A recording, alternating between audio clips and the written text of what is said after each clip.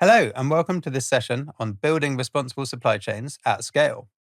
So, when we're looking to enhance operations and achieve best practice, there's no substitute for learnings from the field. And sometimes we get those by looking at competitors or at direct peers. But really, to get to best practice, we also have to look at the top. What do the leaders do? And what can we learn from that?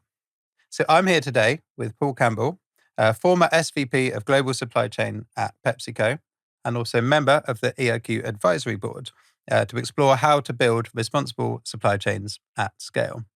So Paul, welcome, and thank you very much for joining me today. No, it's great to be here. Thank you. All right, so just to start us off then, from your experience leading on supply chain at a globally recognized brand, what's your view of the responsible sourcing landscape? And how has that evolved throughout your time in the industry? A fascinating question because, when you're working with businesses where, the brand plays such a significant role, the brand is a shortcut for consumers to say, well, if this is the brand, I know what I'm going to get. And therefore, being able to protect that is critical. And one of obviously the key variables is your supply chain, and anything associated with the brand can be a challenge. But how that's changed, I think, over the landscape, there's two or three things I'd say that have impacted it over my career. One is just the speed of information now. The pace at which things change and your ability to both anticipate and manage that is a big factor that's adjusted. And the second is somewhat linked to that is the globalization of communication.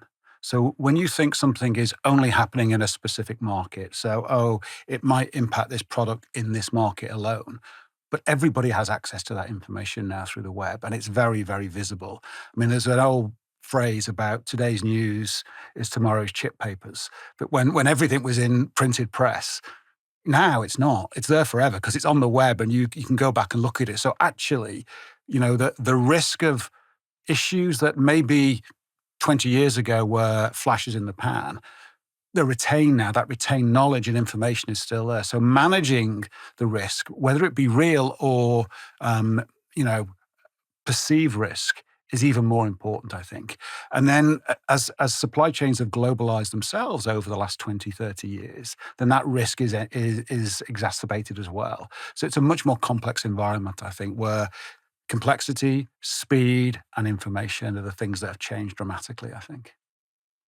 So, Paul, during your time, what was the prevalence of things like geopolitical disruptions, commodity volatility, and regulatory shifts? And how did this impact your approach? And were there any times when you had to pivot or make dramatic changes around factors like this?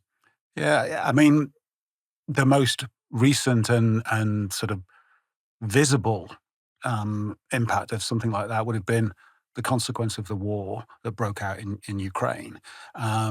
Because that also, I think, compounded a whole host of economic challenges with the impact it had on the price of fuel. And then that drove up a whole host of other costs in the supply chain. And that actually was coming on the back end, really, of COVID. And if you think about, people were running supply chains probably for 20 years leading up to COVID around how do I optimize, how do I take cost out, how do I manage the supply chain in a way that's driving for a much more efficient system.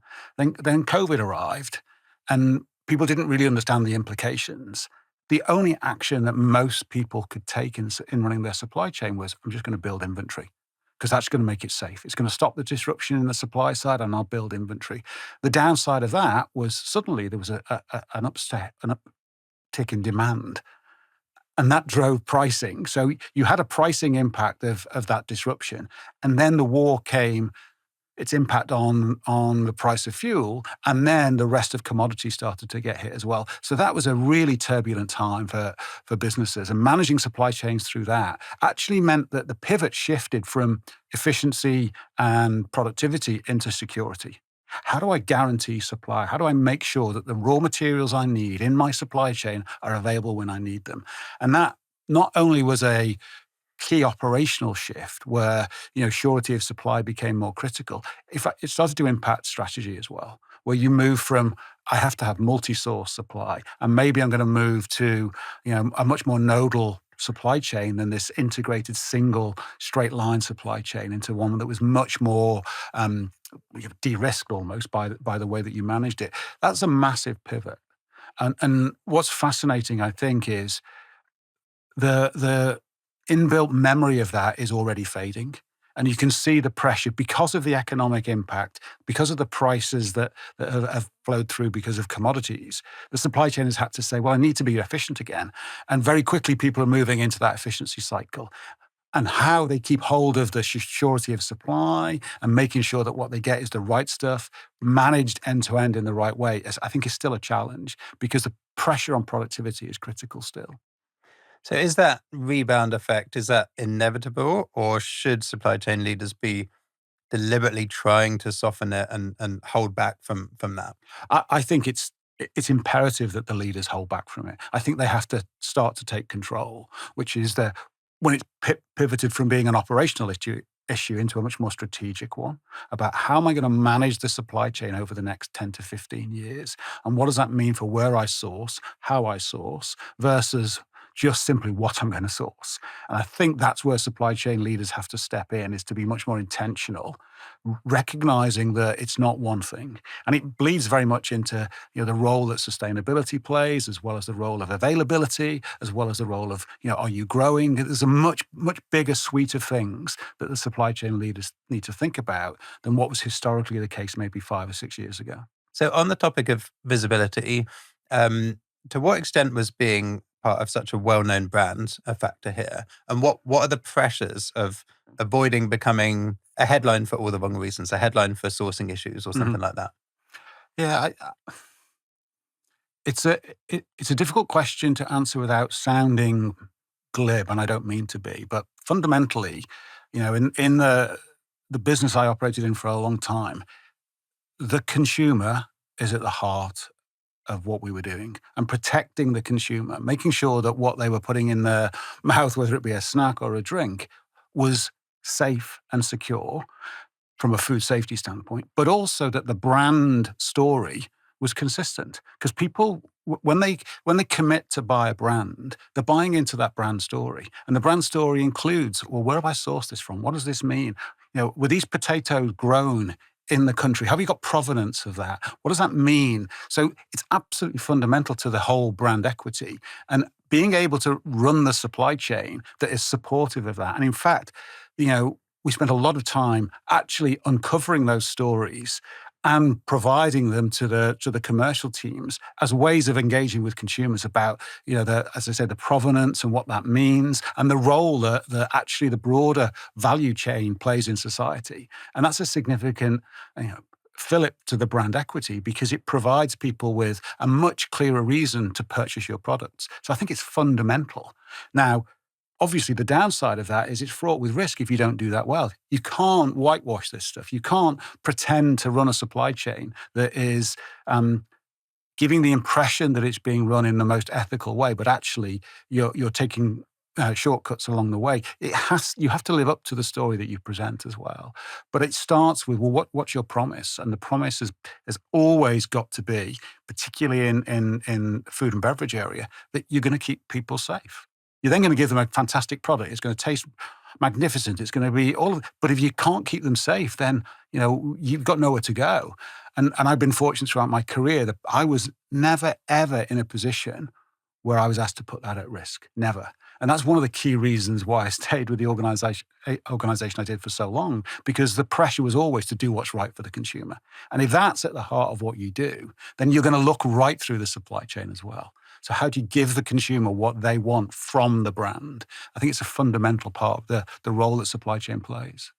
So you've talked a little bit there about some of the specifics that affect food and Mhm. beverage, but to go further into that, there's all sorts of topics which are at least probably most acute for food and beverage brands, and many food and beverage brands use EIQ. So I'm sure we have lots of people watching today from that sector. So things like climate change, water scarcity, crop failures. What kind of impact were they having on your supply chain and on your responsible sourcing in particular?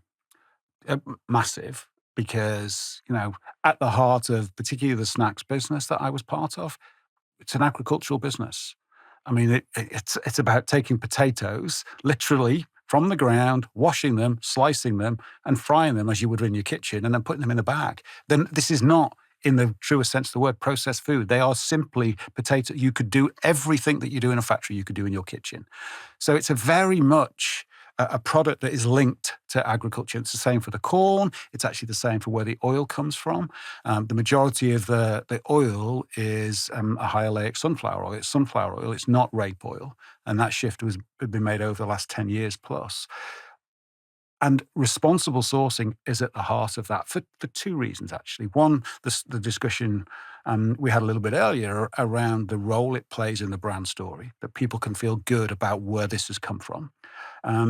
But the second is, if you're not responsibly looking after your supply chain, it may not be there in 2 or 3 years' time. So what are you doing to make sure that farming practices are at the best possible level? How can you inform farmers about how they reduce the amount of water they use? When you think, if I take potatoes, 3/4 of a potato is water. And when it gets taken into a factory, what you're doing is driving all of that water off. So if you think about it in that context, that's a real problem for water scarce areas. So how do you manage that? How do you find a closed loop? Can you recover that water and reintroduce it into the system? In a beverage business, some very similar challenges. Fundamentally, when you're in the beverage business, unless it's direct from fruit, you're normally adding water in. So water in water scarce areas is one of your ingredients. So how do you manage the supply chain so that you are, less of a drain on the society that you're operating in? And I think it's fundamental for businesses, because only through doing that can they be sustainable. They can't pull the resources from the environment and expect them to still be there in 10, 15 years' time. They have to find ways of closing that loop to being a net zero contributor to draining the resources in the environment. And that is difficult. And it can't be done overnight. And it has to be done by playing the long game, being really clear about what your objectives are, and then putting money where your mouth is. You then have to invest in it. You have to make decisions that maybe 10 years ago you wouldn't have done because they're going to add cost in. But it's your duty then to decide how you're going to do that. And I think what it makes one of the fundamental differences in how you run your business is it forces you to collaborate much more, because it's in everybody's interest to make sure that we don't run out of water. So why would I see it as a competitive advantage that I use less water than my competitor? Because if they use more water, then there's less available for me. So how do you collaborate with them in a meaningful way so that you can address the problems that the planet faces rather than just you as an individual company? Yeah, it's really interesting, that broader perspective on that issue, and thinking outside of the walls of your own company. So as well as these really acute issues, there's also particular commodities in food and beverage which are really high risk as well, and which essentially receive even more scrutiny than elsewhere in your supply chain. Palm oil, Mhm. an obvious one that comes to mind. Also things like cocoa and sugar. Um, what were some of the strategies that you used to manage risk and manage perception as well in some of these really high risk and high visibility commodities? Yes, some of it was about making very conscious and intentional decisions. So if you take the palm oil discussion, um, in the business I was part of, maybe close to 20 years ago in certain parts of the world, and they've pretty much done it everywhere now, but it started in Western Europe, started in the UK, in fact, is they took the oil that the products are fried in and stopped using palm and used a sunflower oil. Now, that sunflower oil is less hardy. It's not able to sustain the same level of heat as maybe palm oil, and it has a different flavor. So it changed the product and made it much more difficult to process. But it was seen as being the right decision, both for the consumer, because actually the oil is a much healthier oil, but also it was the right decision for the long term for the environment, because it was removing a very, very risky material from the supply chain and moved it both physically closer to home as well, because you can then manage it in a geography that's a European geography versus palm oil being shipped from much further locations. So some of it's about very intentional decisions and very much about the long term. When you're dealing with the family silver, changing that is quite difficult. And the business was making fundamental changes to the taste of a product that differentiates itself based on taste. So there was a risk associated with it, but it was seen as being the right thing. And as you roll that clock forward, we talked about the impact of sort of geopolitical events and the cost impact that they had on commodities. As the war broke out in Ukraine, you suddenly find out that um, I think the number is well over a third, maybe even close to half of the sunflower oil in Europe was coming from that region. So how do you access it now? Because suddenly, it's not available from that location, which is still relatively close versus palm oil. So the business then had to redefine its supply chain again and look at, well, how do I now actually bring that back into the UK or a much more local sourcing? And again, that's a big, big change. They had to change the type of oil and adjust to it based on the changing geopolitical environment. So it has a big impact in terms of decisions that you make. So I said that's about being intentional, and some of it comes from the business starting to put much more scrutiny on itself and asking questions about, well, what do we want to be? What do we want to be in 5 years' time, 10 years' time, 15 years' time as a business? And are we going to lead or are we going to follow? And if we're going to lead, which areas are we going to lead? Because you can't lead in everything. And where are you happy to follow? And how far behind you follow? And they're all decisions that have to get wrapped up in fundamentally how you run your business. And some of the moral dilemmas I faced as an individual is I feel very passionate about the role that business plays in minimizing its impact on society, whether that be the environment or the broader society. And I made a decision 20 plus years ago that I'd rather be part of the problem because I can make an impact. I can change some things that are going to have a positive impact, and the leverage you can create by being within the system rather than lobbying from the outside. And you need both, by the way. You absolutely do, because the lobbyists really make you think much more sort of deep about the problems you face, because within a corporation, you can get that diluted. So it's very helpful, but being within the system gives you the opportunity to change from within. And I feel very proud about some of the changes that the businesses I've been part of have made over the last 10 or 15 years in this area. So let's dig into the operational aspects a Mhm. little bit more, and starting with supplier collaboration. So with such an huge supply chain, so diverse as well, what were some of the strategies that you used to align such a broad supply base on responsible sourcing issues, and how did that go? I'm smiling because it's actually a really challenging thing to do because in the heat of the moment, I talked earlier about you want your supplier to make it available and you want it to be cheap. And then offline, you have conversations about the long term and the strategy. And then the pressure comes and you get dragged back into, well, how much am I going to have to pay for this? And will you provide me with a guarantee of its availability? And I think what it required us to do was to, as they say, step back and say, what do we want to be? What do we want our supply chain to be like? And then how do we collaborate with the people who can make a big difference in that? And picking, the scale suppliers who you knew either had a very similar mindset about your objectives or were willing to buy into that. So you have to invest time with them, understand where they sit in their thinking and their strategy. Not only understand it, but then tell them that it's a fundamental part of your strategy. And if it's a fundamental part of your strategy and they want to still be a supplier of yours, then they have to buy into that. And that takes time. It's not a one-off. It's not a, by the way, yeah, I know you need a 5% increase, but it's much more around how you bring people along. And over the last probably, the final 2 or 3 years of my career, we ran a number of events with basically the core key suppliers, with senior leaders outside of supply chain, so the chief executive of the organization or the chief executive of the sector that you were in. So we ran one with my boss who ran the Europe business at the time.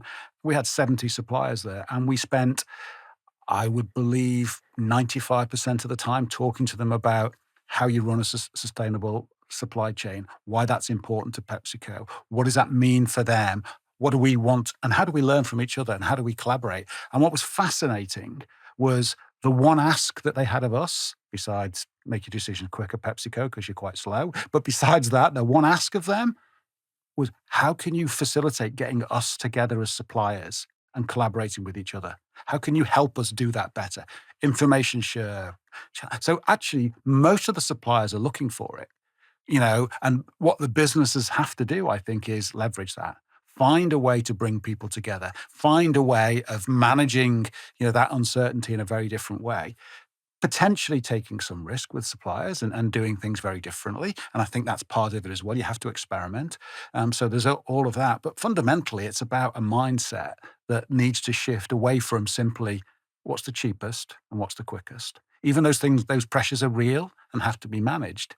You sometimes have to think, well, what's the best? And how do I do that? So I think it's very complicated, but it's essential. And I think it's about how you frame the challenges you've got in a way that can create value.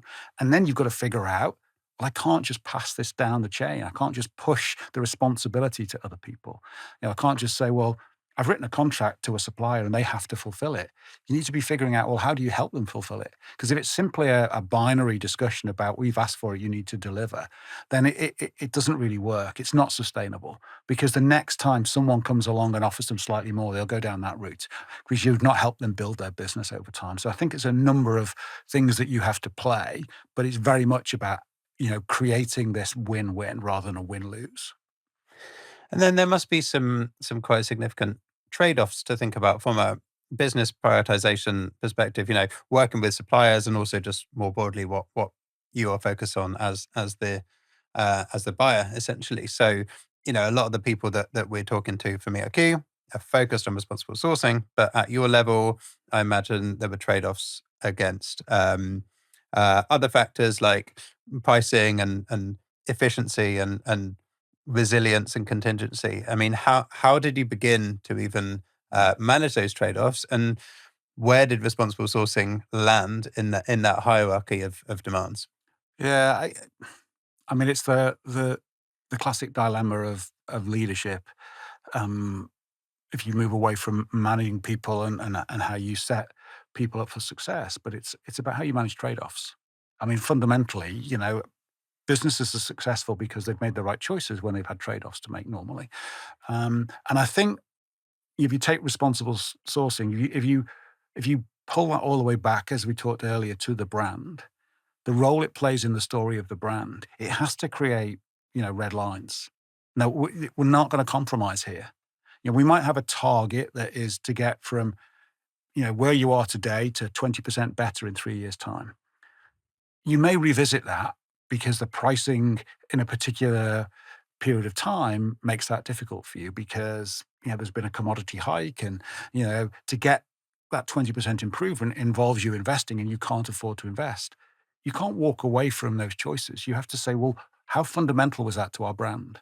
And if it's critical, we have to find ways of offsetting that somewhere else. Or, okay, it's okay to rephase that journey. I don't mean kick it into the long grass and say, oh, well, we said we'd get there in 3 years. We're now going to get there in 23 years. It's how do you do things in a way that's very different? And it might be you rephase it over a 10% more time or whatever. But I think those trade-offs are informed by what are your business imperatives?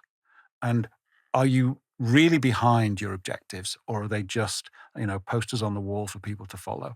And if you're really behind them, you'll find solutions because you will as an organization. You'll make a trade-off somewhere else because this is so fundamental to you. And I think understanding that framework, I think is critical, but also being prepared to debate it. So, if I'm running a supply chain and I'm sat with the finance, leader, and I'm saying, yeah, but if we do this, it's going to compromise our principles on what we're trying to drive in terms of a sustainable. Do we want to do that? No, we don't want to compromise those principles. Okay, this is going to cost me more. Right, how do we offset that cost? I'm going to have to deliver productivity somewhere else, or I'm going to have to find a different solution. So it's being able to do that in an adult way and have the meaningful conversations around the functions, and then make some choices. And sometimes they're going to be difficult choices. They're going to be, well, we're going to have to price differently, or yeah, we're going to have to take a trade-off in the quality of our product. It doesn't affect the consumer, maybe, but we'll take a trade-off because it maintains, our sustainable sourcing. So I think it's about how you manage that in a collaborative way. And setting some non-negotiables up front, I assume, as well, especially when it comes to It's those red responsible lines. sourcing. It's those red lines that say, "We're not crossing that one. That one's, that we're not gonna change that." It's like health and safety, there's certain things you are just not going to accept, and it has to be the same. And in lots of ways, deciding what they are is difficult. Once you've decided them, it's actually quite easy because you just hold them, the mirror to yourself and say, "But we've decided this already. We're not gonna cross that line. So now we have to figure out what we do as a consequence of not crossing that line." And it becomes quite easy then. It forces you to face into the real problem rather than just find an excuse. So it sounds like what's really important is getting that buy-in to start with, aligning your stakeholders around these non-negotiables, these red lines, these principles, and really getting your whole organization to act in a really purpose-driven way. And that must be a challenge when that alignment needs to go right up beyond CEO and right the way to the boards. How do you do that? And what would your advice be to those who are maybe finding this challenging in their environments? So I think, if you're in a position where you're needing to discuss with your stakeholders, you have to have a very clear rationale. Why is this important to this business? And sometimes it could be important because of a perceived risk. You're playing in an area where, there's a high profile in the media around, the raw materials you're dealing with. And you may be managing that in the most ethical way possible, but you get caught in the crossfire of other problems because that's an area that you play in. So you have to figure out not just what you do, but how is it perceived as well? So it's no point convincing yourself that you're doing a wonderful job. You have to be able to convince other people. So deciding that with the key stakeholders is critical. Is what role does this play in the business? And if you can't persuade people, it's very difficult then to still hang your hat on it because, when push comes to shove, they're not going to expect you to follow that route. So you've got to find your way through it. And that often, is a combination of different approaches. In some areas, it's about, we talked about this already, about getting the business to think about the long term. So if your business is fundamentally using the planet's resources in a way that in the majority of cases, they're not renewable, then your business is not going to be here in 10, 15, 20 years' time because those raw materials aren't going to be there for you. So are you doing anything that's going to change that dynamic? And being able to talk to your stakeholders about, well, if we don't do anything, these facilities we've got in water scarce areas, there's going to be no water. So we have to invest. It's about business continuity now. It's not about a nice to do because in 10 years' time, this facility that cost us $250 million or whatever, it won't have its key raw material. So what do we need to do? So being able to make it a real-time problem for people rather than just a nice thing to do is the way to cut through, I think. And then when you start to talk about that, then you have to then make the decisions in a way that informs that. Now, the challenge becomes when you think long term, and then the next decision you have to make next week is, am I going to spend £1 million on this water recovery system? It's like, well, no, I need to spend $1 million over here. Now, you have to make the decisions today, even if they're not going to impact you for 5 or 10 years. And that becomes much more challenging. But if you've had the discussion up front and you've had people aligned that this is your strategy, then it's much easier then to push those decisions through. Excellent. Thank you. I'd like to shift the topic on now to talk about technology. As you might expect, at EOQ, we believe that tech has a big part to play in supply chain and in responsible sourcing in particular. And as we're lucky enough to have you now on our advisory board, I'm kind of hoping that you agree with that. Yep. But digging into that then, so digging into technology, automation, digital tools, what is the role and what's the real lever that they offer? I think it's multifaceted. I think you just touched on something there that's really important. If you look at automation as an example, you can address automation in a couple of ways. You can either automate the waste, take your existing systems and remove the people and automate all the processes. And it's using way too much energy But hey, it doesn't matter because it's not a big deal for us. But if you actually optimize your processes first, whatever they are, and then automate, what you're doing is driving a much more efficient system. So I think you have to take a system view of this. And then but when you're looking at automation, it drives massive benefits, provided you can step back and use the data it provides you with. And use the data to link together and make decisions that drive a much better outcome. Because part of the challenges you face, particularly in fast moving businesses, is what feel like disconnected decisions because they're happening so rapidly and remotely. Actually, once you start to automate, you're able to look real time at what's happening and make some judgments about what that means. So it can drive a much more efficient supply chain, which benefits massively in terms of waste, energy, water, you name it, it's going to drive you significant benefits. So it plays a key role there. The other area that technology plays a role is it's much better able to analyze the data that you've got and give you maybe not the answer every time, but give you the opportunity to ask some very different questions. And I think in a broader sense, I think what technology is driving, if it's used appropriately, and the whole emergence over the last 18 months, 2 years of AI and the role it plays, I think is fascinating. But what it's doing is changing the roles of leaders. And I think it moves the leader from being candidly old school, the smartest person in the room who has all the answers. Wrong model of leadership, but a well-versed one in many organizations. But it changes it to being the person who knows the right questions to ask. And it's not because I know the answer, it's because I know the questions that are important.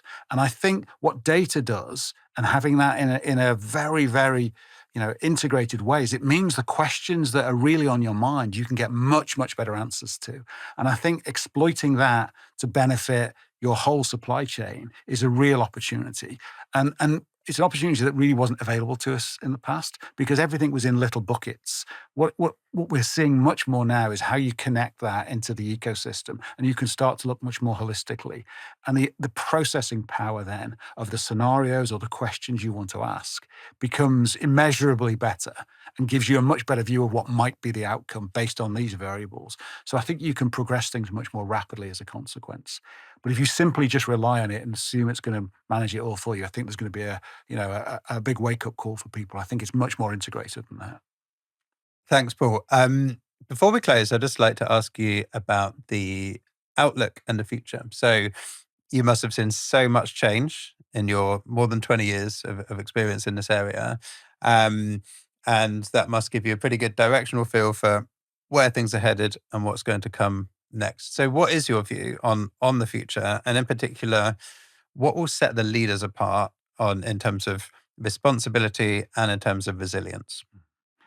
Yeah, I mean, this question to me plays to the very heart of the role of a leader and how it informs you as a leader. And I think for me, it's less of a change at a personal level.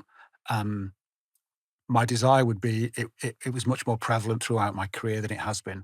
As I look forward, I think it becomes more essential in the way that leaders should be. And it's about leaders have to, I think they have to be very clear on the value set that drives the organization or themselves. And being unrelenting on understanding, what those values are and how they inform you and your team or your organization. That's number one. The second then is they have to have the maturity to recognize that it's not all about them. Now, it's a conventional view on leadership. You have to be much more collaborative, but I think it's even more important when we look into the future. When you look at as I said a little bit earlier, the leader will no longer be the smartest person. The computer's going to be much smarter and much more accessible. So they have to be much more, humble in how they look at the challenges they face and much more open to input rather than just be focused on their own output. I think that's a second area. And then the third area is about empathy. I think in organizations, I think there's a very, very different view from employees. And I think the employee of the future will be a different beast than they were when I was growing up. Their needs, their personal desires, their aspirations will be very, very different as they were, 30 years before I grew up. It evolves. And I think, you know, a leader has to have empathy with what is going on with the people in their organization and their consumers, and understand what that means to the decisions that people make and how they operate and how they interact with the technology, with their colleagues, with the organization, and be really acutely aware of the impact and the role that a leader plays. I mean, I think there's a fantastic phrase that gets used a lot, which is the shadow you cast as a leader. And I think most leaders are not unaware, but they're aware they cast a shadow, but I don't think they're aware of how deep it flows. And it's often the case that it has a much bigger impact than they think. One of the things that resonated with me, somebody talked to me about it many, many years ago. You know, as I moved through my career, I spent a lot of time in factories and warehouses and distribution centers. When you interact with people who are really doing the work, people on the front line, they're probably going to get 10 seconds with you, Paul. You're going to walk up, shake hands, tell them who you are, and ask them some questions. You better really make it count, Paul. You better really make it count for them, because they're never going to see you again, probably. And if they are, it might be in a year's time. So you need to have a really clear sense of what's important to them, what's important to you, and how you bring that together. And that requires you as a leader to be empathetic. You have to be very sensitive to that, aware of it, and be able to then do something with that information as well. And that's a very soft skill in the conventional sense. I think it's a hard skill. It's a hard skill to master. It's a hard skill, but I think it's fundamental for leaders, because that's how you bring people with you. And I think it's always been important. I think it gets even more important in the future, because the world is going to be more and more uncertain. I think that's the thing that the last 10 years have taught me. It's a much more uncertain world than I ever expected it to be. And I don't think that's going to get any better. So therefore, you need to understand and help people deal with that in a very different way. Paul, thank you so much for sharing all of your wisdom and insights with us today. Fascinating and inspiring as well for me, and I'm sure for the rest of our audience as well. Thank you all for taking the time to watch or listen to this session. Please do check us out on eoq.com. Please follow us on LinkedIn for all of the latest from us, as well as to see where we are at events where you can come and meet us, and how you can learn more about EOQ and the work that we're doing. Thank you very much, and enjoy the rest of your day.